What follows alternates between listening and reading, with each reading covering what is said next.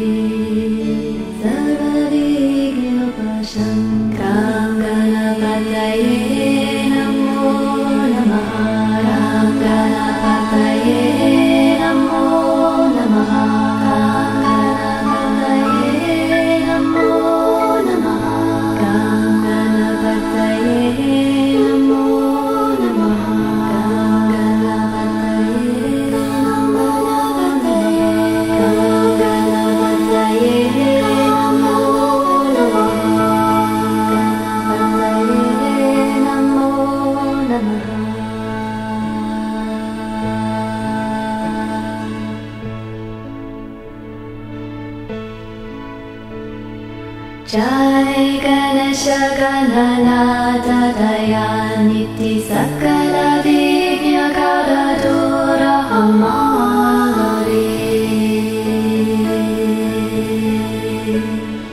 Jai Ganesha Gananata Dayaniti Sakala Vigna Karadura Hamari.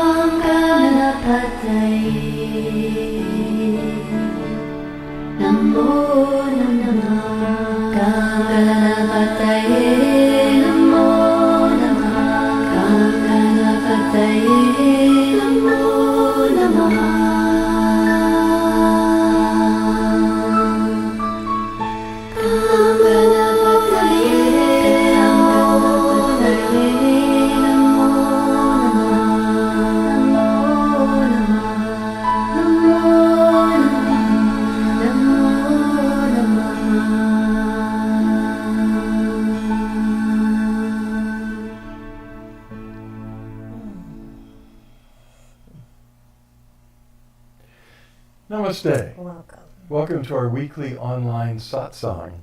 Satsang being a Sanskrit word that fundamentally means spiritual community. Literally, it means community of truth. Wherever you have two or more people on the path of awakening into oneness with the divine, well, you've got a satsang. So welcome. People join us from other countries and other continents all over the world who have different spiritual teachers and teachings and backgrounds. What we all have in common is that we're experiencing awakening into higher states of consciousness and oneness with all that is. So we're glad you're here. We share throughout these webcasts something that we call the Flowering Heart Blessing. It's a direct transmission of divine grace and love, light, awakened consciousness, and it comes directly from the divine source, and when we receive it, it catalyzes the process of awakening. If you're already in that process, it will hasten it and smooth the journey for you. If you're already awakened, great. It's not a destination. The Flowering Heart Blessing will help take you deeper. So awakening just keeps on going infinitely as it unfolds. So that's what we're here for, because the world really needs to awaken quickly and get out of this global insanity of competition, conflict, and violence, and give birth to a new world civilization rooted in cooperation, harmony, and peace. And that can only happen when the collective consciousness itself, not just a few individuals, but all of us collectively shift into oneness. We see that happening one person at a time at a rate that's I'm not aware of has ever happened on this planet. So we're headed in the right direction, as challenging as things are. Right now it's one person at a time, but millions and millions of people are awakening to their essential oneness with the divine source. And with each person that awakens to that realization, ripples go out into the collective consciousness. One day, we're all going to wake up and go, why should we compete? Why should we fight? And everyone will lay down their guns and lay down their egos, and the new earth will be fully on. But here we are getting a taste of it tonight. We like to open these satsangs to questions and answers about the spiritual journey. Maybe you've got an answer, but all of us have questions. If you look inside and you just listen, there's something where you would like more light, more clarity, more understanding. If you'll just jot it down in the chat and send it out there tonight, it will help everyone. It will nudge the divine to pour out inspiration for me and Suzanne to share with you, and we'll all benefit from that. So I'll give you a few minutes to look inside. Please do that and just ask that still small voice inside of you that sometimes is thundering. What might I share? What might I ask tonight that would stimulate the conversation in the satsang? While you're doing that, I'm going to share with you 11 quotes on gratitude, the parent of all virtues. These lists of quotes that I share each week come from a website called inspiringquotes.com. I highly recommend it. There's a group of authors who live in various places around the world as well, who write these brief articles on timely subjects and then share these lists of quotes from influential people throughout history that shed light on the subject. Tonight, this article and the quotes on gratitude are being shared with us by Joyce Chen, one of our favorites, a writer, editor, and community builder based in Seattle, Washington. So once again, thank you, Joyce. And here's what she has to say about gratitude, the parent of all virtues.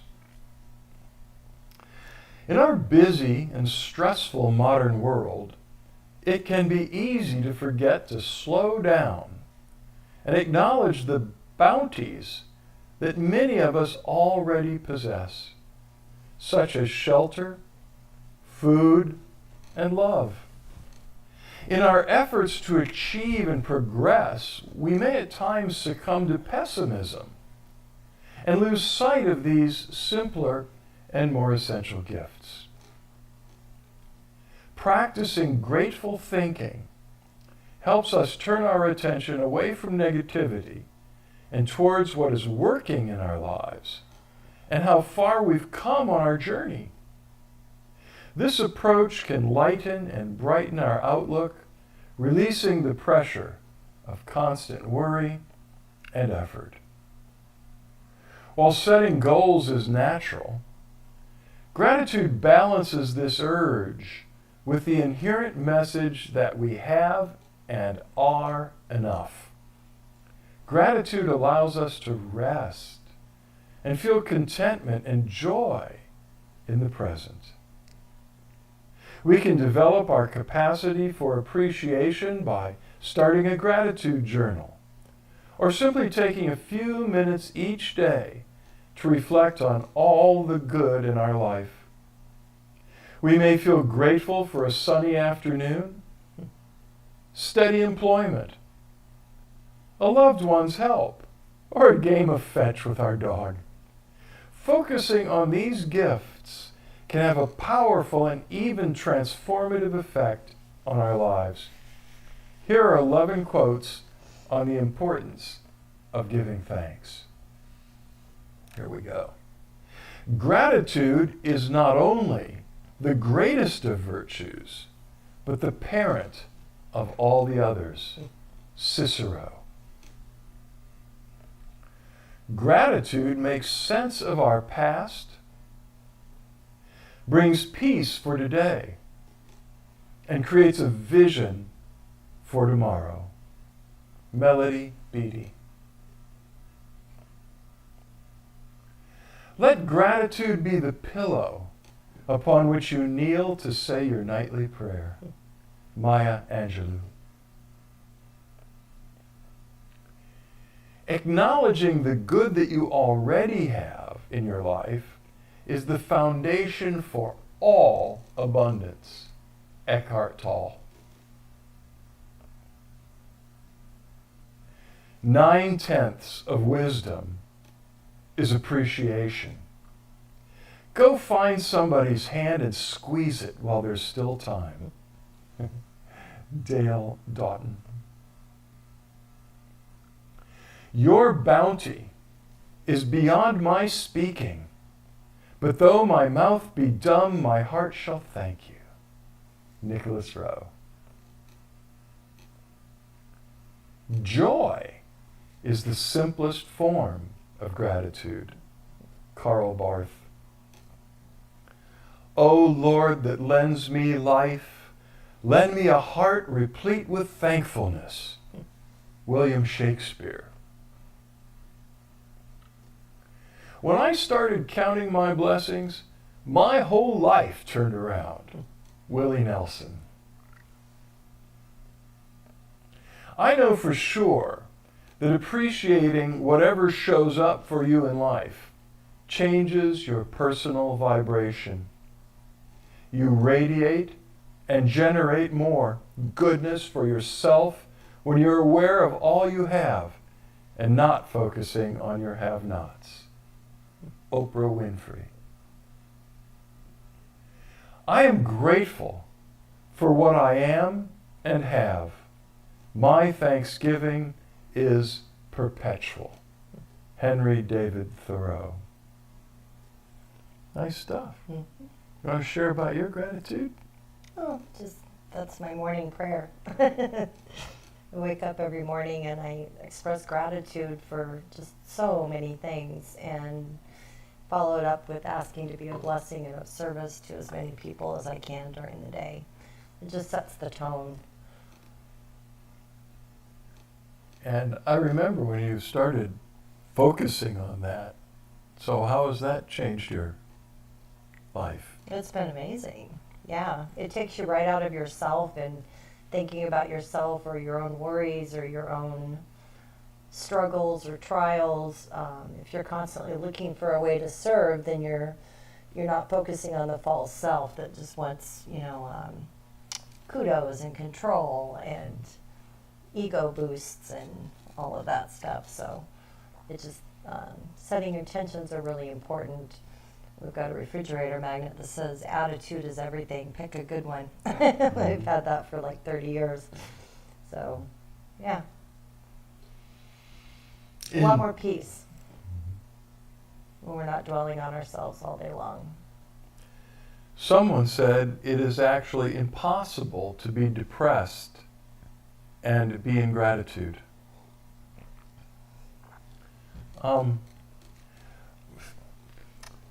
There are times when I've felt the tug of depression, but I have to admit that being grateful and cognizant of all my blessings is what helps my boat sail through those troubled waters. So, well, we have no questions tonight, which is so rare for this group. I don't know, right? I know. So we'll give it a couple more minutes, and then I haven't planned a teaching to share. It's your questions that stimulate whatever comes from us and through us from the divine. So we're not attached to an outcome here. We can move right on to deeper blessing and the open eye light meditation, and bid everyone an early good night. I'll just wait a minute. I see some names out there I recognize. I know you're full of light. I know every one of you could say something, but will you? I was thinking about it too, that because so many people watch this webcast during the week before next week, if you have a question that comes up, you can always email Michael, and he could read it on the I'll do it. on the website. And the email address, well, you can use any one you got for me. Michael@floweringheart.org is the one that's focused on our ministry.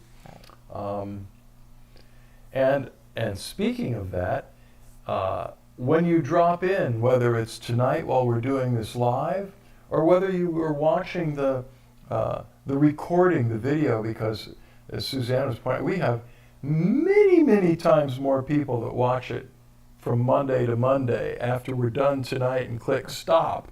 It's just phenomenal how many people come, their schedules, I guess. They can fast forward through me talking. But so give us, what I was going to say is whenever you landed here, either live or watching the video, please give us a like or a love if you're on Facebook Live, a heart or a thumbs up, or whichever emoji speaks to you. If you're watching this on Vimeo, you can just leave a comment in the chat who you are and say hi, namaste.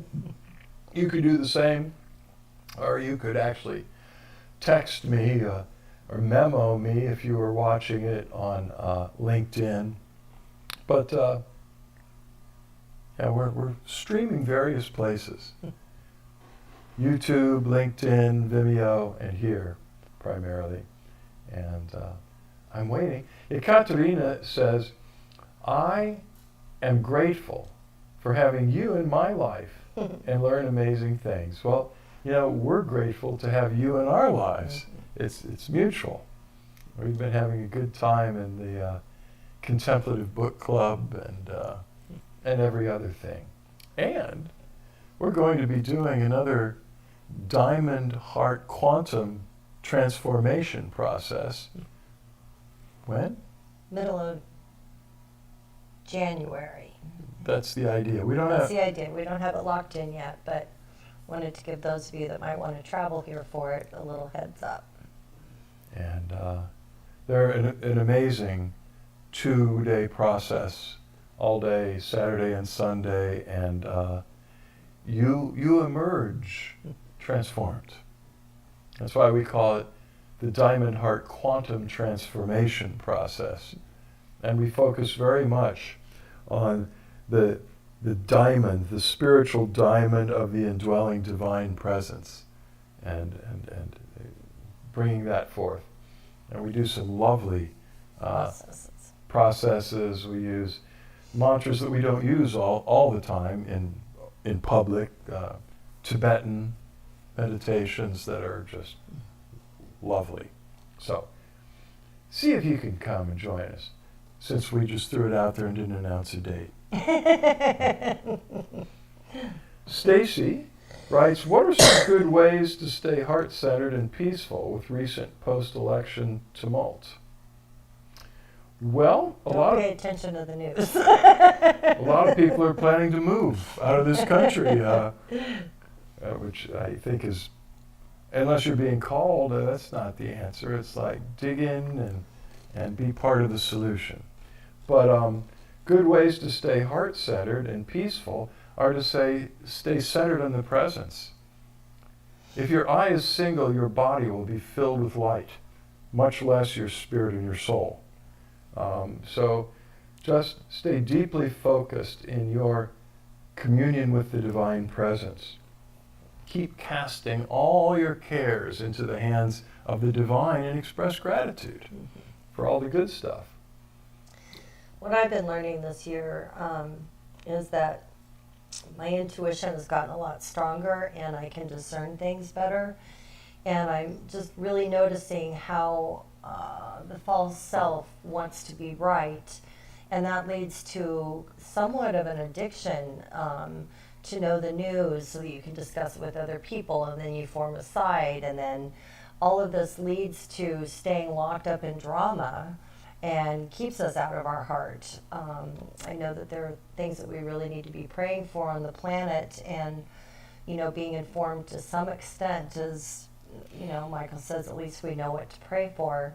But me personally, I can be more effective in being the change that I want to see in the world if I'm not getting caught up into all of the drama that's going on around me. I'm more focused on the present moment and in peace and love and gratitude, because I'm constantly looking for ways to help balance situations and help comfort people that are going through a hard time, or even just have fun with people, that are going through a hard time that need a break. For me, it's been very important to stay very, very centered in my heart, because there is so much going on, and it's very easy to get caught up in the drama of everything. So the more that I can just, be of service. And some people say, well, you're just burying your head in the sand, but I don't feel like, for me, where I am in my development, that I'm just ignoring everything. Because if I'm caught up and wrapped up in my own thoughts and opinions about what's going on in the world that I actually have no control over, my ego is just wanting to be right or to know. Well, that's not why I do it. Oh, I know. For me, it's just really learning to live in the heart more and not the mind and the ego, for me personally. And like I've said before, there's actually an endorphin that's released when the ego gets a little bit of juice. I call it ego juice. And so that's been my strategy. And so far it's working really well, because then I'm fully present to help others in the moment. Someday we'll be able to look straight on like Christ at the suffering of the world and not be pulled out of our hearts. And we will be instruments of pure compassion. But Suzanne's absolutely right in what she's saying, and I agree. Just a sort of a side note, I know so many people who didn't even go out and vote. They said, I don't make any difference. And they don't even really know what's going on in the world, and they didn't get involved, and then they're saying, God, what a mess, what do we do now? Well, you should have asked, a month ago or something. But Stacy also mentions, with so many friends and family at odds. And she agreed with what you said thank you, and same. This is true. We have a friend who, the last election, there was a lot of strife, and his entire family was split apart.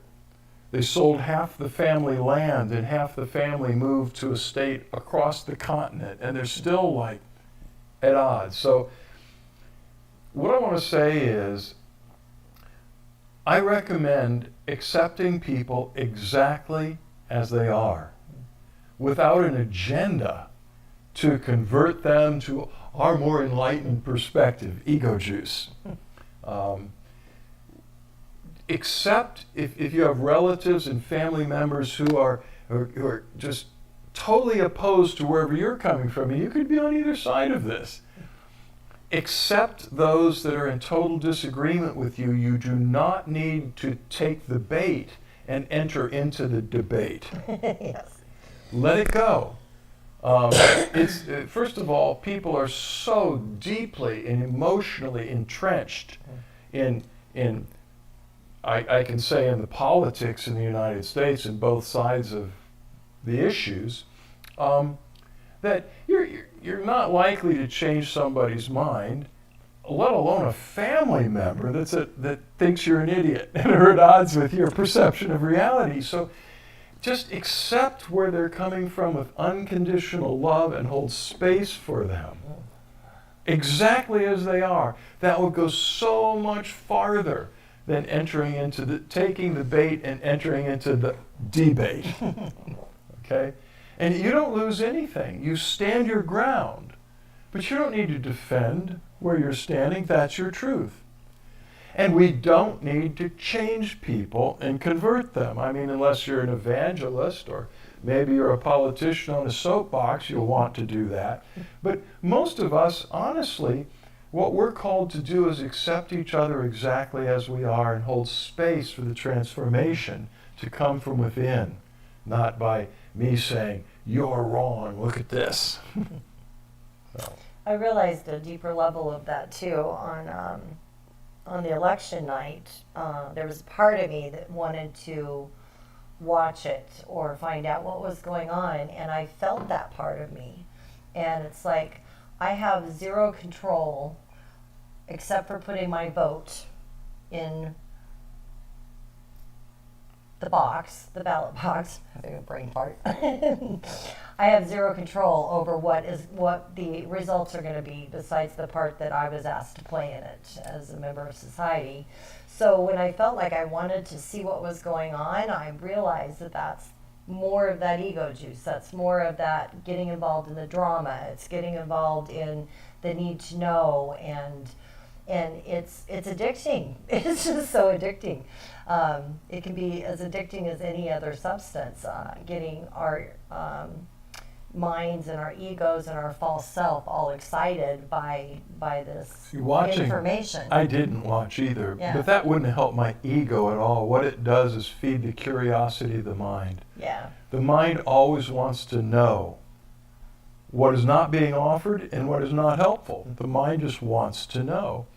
And so we watched a funny movie, went to bed kind of early for us.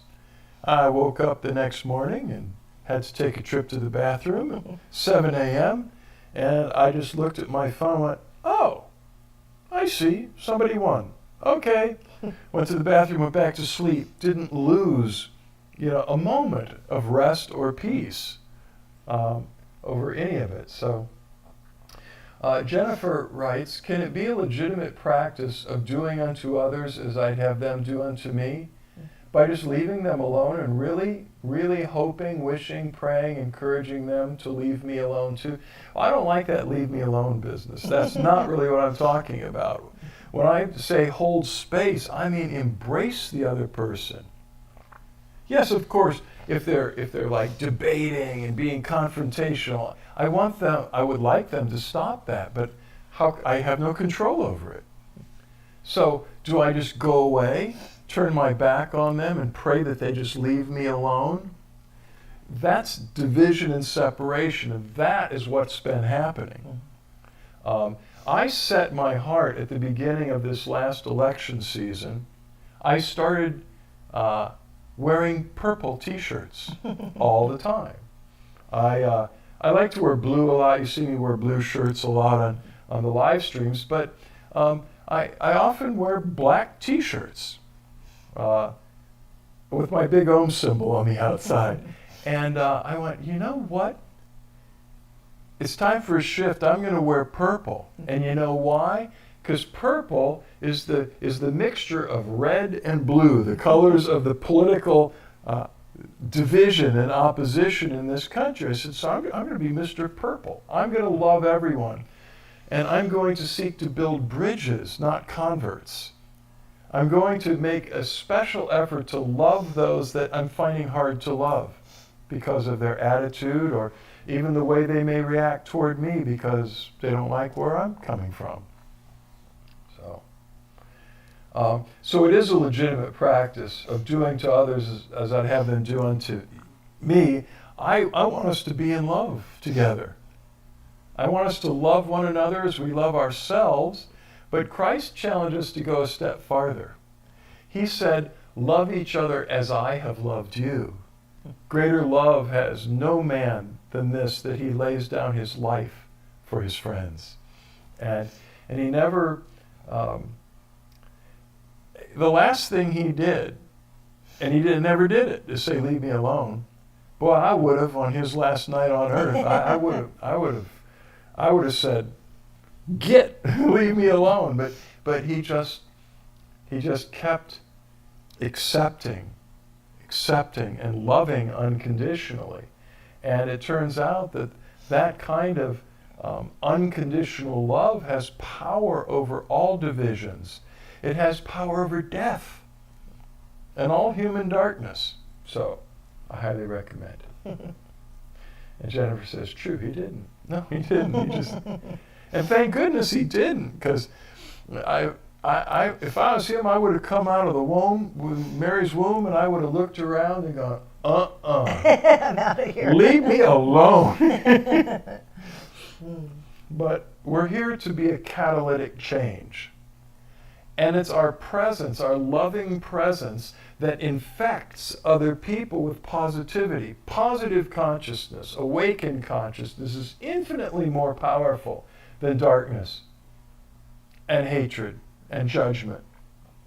So just by holding your ground and being present, which you can't, I don't know about you, but I never seemed to succeed in pulling that off when I got into like political or philosophical arguments within the family. Some of them always thought I was nuts. And they have a right to their opinion. But by just being there and embodying that love and surrender and devotion to the divine that was the guiding force of my life, I didn't need to argue with them. I had a stronger influence just loving them. So, yeah. Yeah, Any other questions? That was great. that was great. That was the hard stuff. Because believe me, people are going through it. We see it everywhere, and it's I think it's just important to keep growing and being able to take a step back and say, you know, how else can I be deprogrammed in my daily life? Because we've got so many programs from early childhood and how our parents thought and how we were brought up in any area. And so as I continue to grow, it's been really important for me to really question, you know, how am I doing this and why am I doing this? And seeing how things can be tweaked. It's like, I am a night owl. I've always been a night owl, but when the kids were younger and had businesses and I needed to, you know, be up early and follow the normal system. But about 6 or 7 years ago, I was like, you know, I don't have to get up early. We have our own work and we can schedule it when we want to and what times we want it to. You know, sometimes there's times when you have to have an appointment that's early, but and everybody's like, oh, isn't that decadent? And, oh, how can you do that? And you sleep in until 11 and, and people have these judgments about how we're supposed to live. And I've just become comfortable with myself saying, you know what, this is my schedule. I'm comfortable with it. If I need to get up earlier, my body will get up earlier. And if I need to get up later, it'll get up later. So there's so many ways that we can start really paying attention to what works for us and what would serve us and thus others that you're trying to serve better. There's so many different little ways that we can just pay attention to how we've been taught to believe something, but it's not in alignment with how I feel. absolutely the challenge there, because you mentioned undoing the negative programming that was built into us at a very early age, actually a pre-rational age, most of it. That programming is largely in our unconscious. Right. So even if I say in my mind, I see patterns, there must be programming at work in me, the mind is incapable. The conscious mind is incapable of unloading the unconscious mind. That's where we need grace. That's where the processes that we lead people through help.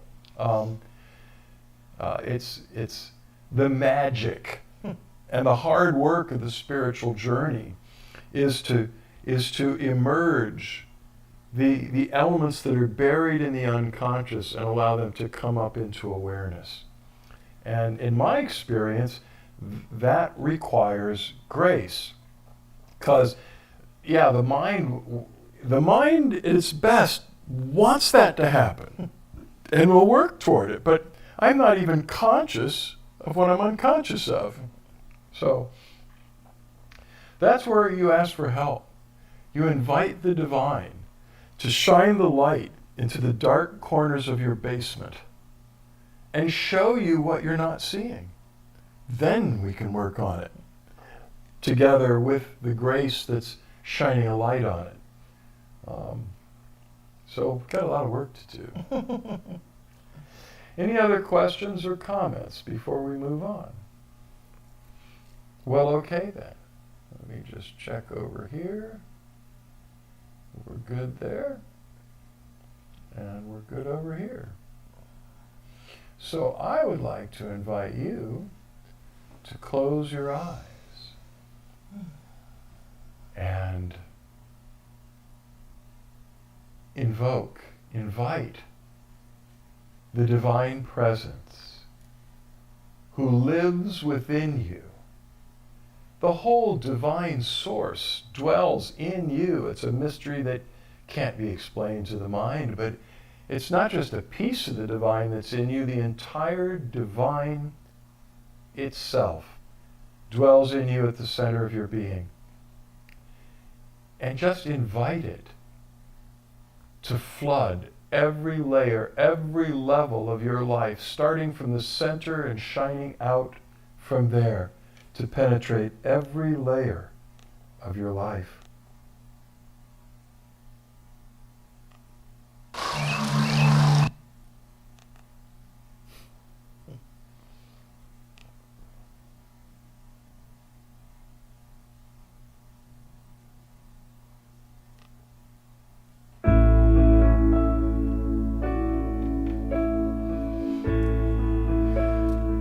This presence who dwells within you is omnipotent. That means all powerful. It is the most powerful being, the only real being in the universe.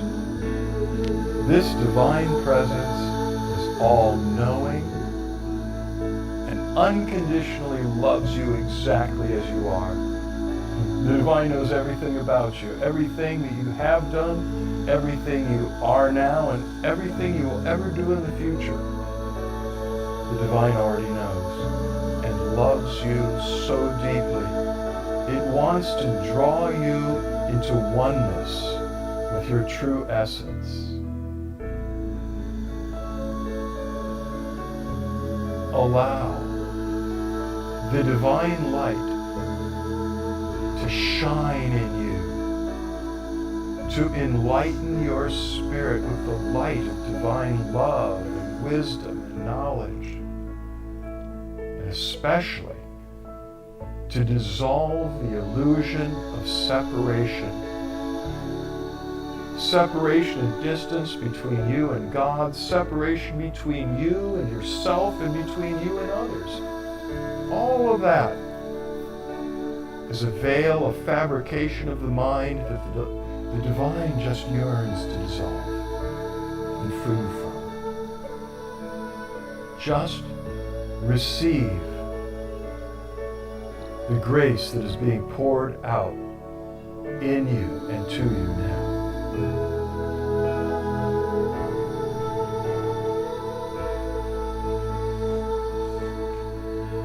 You don't need to try. You don't need to do anything at all. Just let go. And the force of divine gravity will draw you spontaneously into the center of your being, where you are already one with God.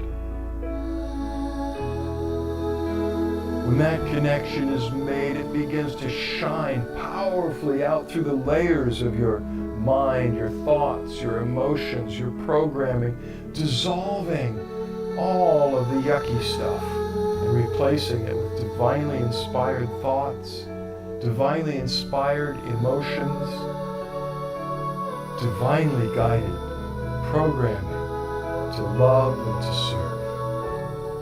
Just receive and allow the divine to transform you, to shine out into the physical layers of your being with healing. The greatest healer in the universe is the divine itself. It knows exactly where you're hurting. Just welcome and receive the healing presence of the divine.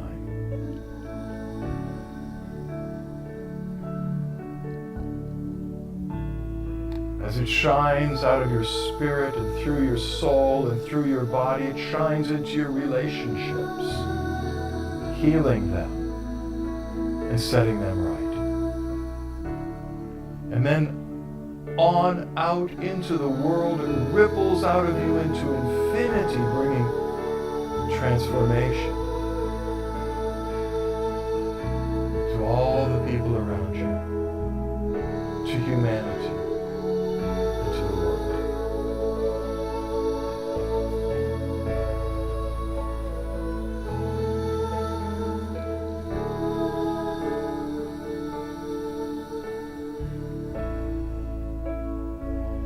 We take a strong intention tonight, especially for those who are part of family groups, villages, communities, where there may be strong, emotionally charged differences and divisions. Fill our hearts, O Divine, with unconditional love, acceptance, peace, freedom,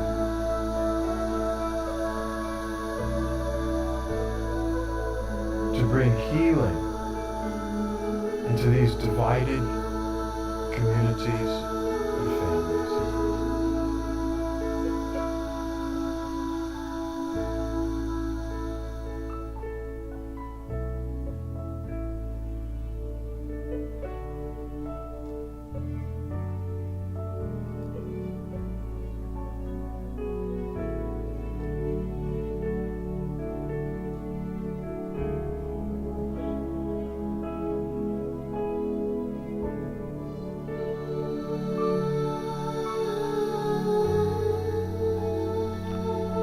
Picture us sitting in a blessing circle together with our eyes closed, and lift up your hands with your palms facing forward and visualize the planet Earth in the middle of our circle.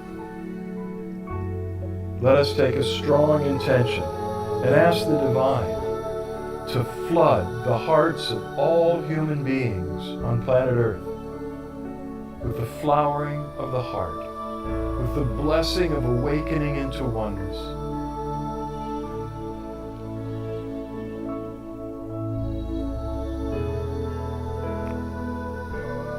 Melting away the hatred, the anger, the judgment, and flooding every human heart with unconditional love and peace that surpasses all understanding.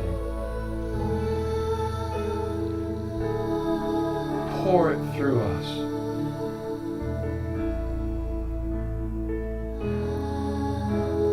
As we send blessing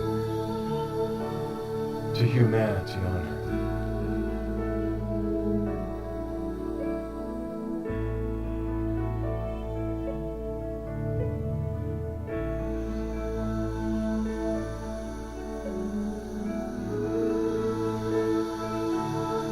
Let us hold a strong intention for peace on earth and an end to all war and violent conflict on the earth.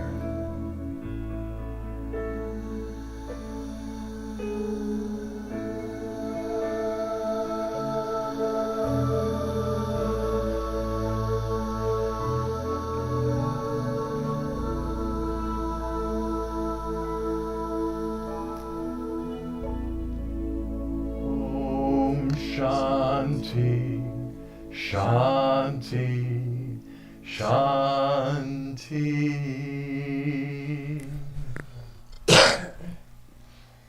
Now you can relax your hands in your lap. And when you're ready, open your eyes and begin to make direct eye contact with Suzanne and or me as we begin the light meditation. Suzanne and I are flooded with oceans of divine grace and love and light. And it pours through every part of our being to you, especially through our eyes, the windows of the soul. As you just keep gazing at least one of our eyes, it floods in through your eyes, into your heart of hearts, causing the light of awakening and the fire of divine love to burn brighter and brighter and brighter within. Just allow it, receive.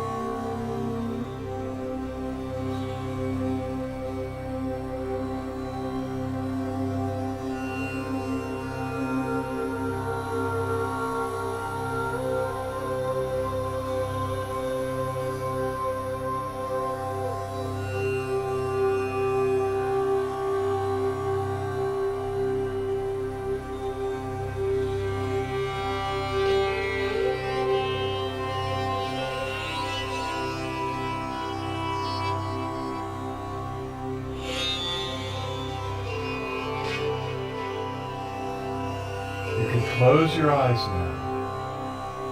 Meditate with us for a few more minutes as the grace settles within.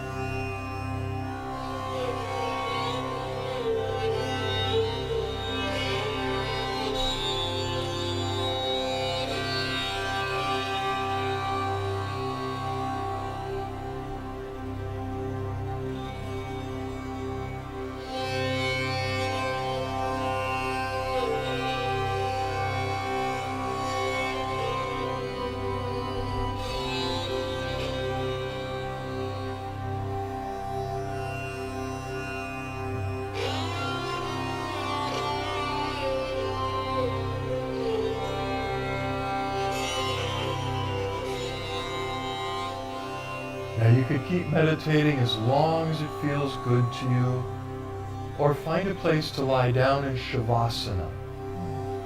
That means to lie on your back, comfortably with your eyes closed, and your arms loosely at your sides with the palms open, turned upward, and just dissolve in the presence of gratitude.